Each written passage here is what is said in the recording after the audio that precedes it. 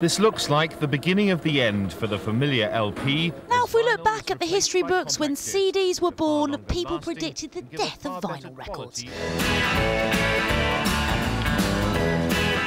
But the tables are turning. Old school records are now not only having a renaissance, they're so popular, for the first time LPs have been given their own chart. So we've come to the very place where this famous record's album cover was shot, Berwick Street in London's Soho, to get a snapshot of Britain's record revival. Shop owner Phil Barton has worked in the music industry for 30 years and says business is booming like never before.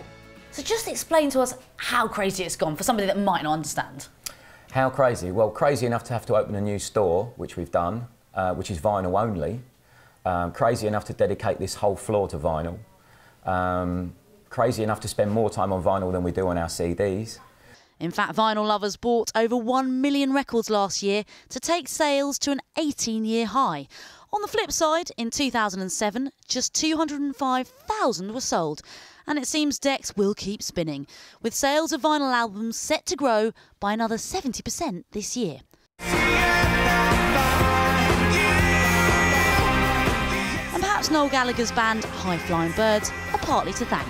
Their record, Chasing Yesterday, is the biggest selling vinyl album so far this year. Yes, not since the 90s and the heady days of the Britpop era have vinyl sales been so high. So why, you might ask? Well, it's not just a nice trip down nostalgia lane, although it can be lovely, but it's apparently down to a rise in rock music, which means these records are flying off the shelves.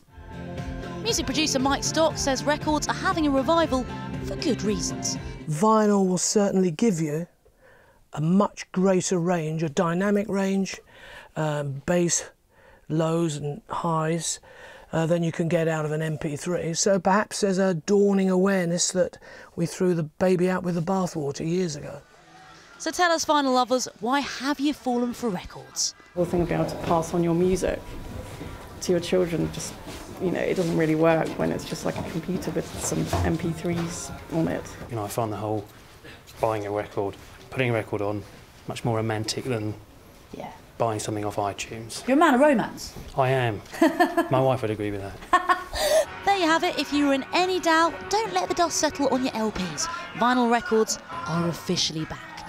Minnie Stephenson, 5 News.